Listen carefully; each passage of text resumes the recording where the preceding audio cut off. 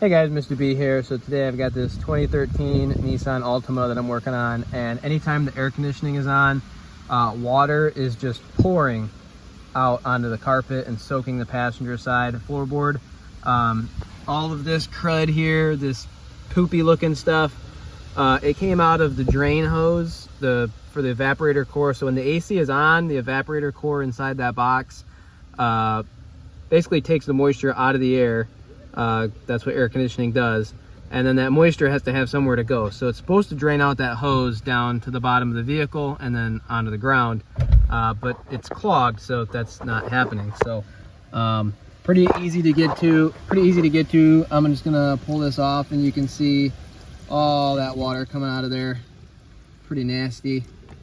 I'm gonna have to drain this into some type of like a can or something and then really try to clean this all out. There's what the cabin filter looked like. It's got a bunch of crud and water all over it. So there's where the cabin filter is located. It's not in a good spot, and oh my god, there's a lot of crud inside of there. Definitely clogging up that drain.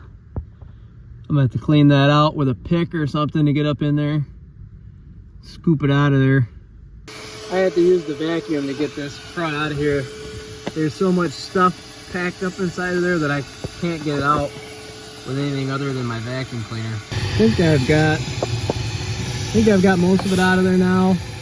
So I'm gonna work on unclogging the hose if there's anything in it. So I've got the hose backwards onto my vacuum cleaner, so that way it blows air out instead of sucks air in.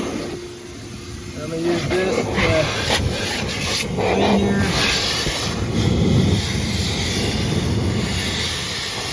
I'm gonna blow some air through here. Just make sure there's nothing in there.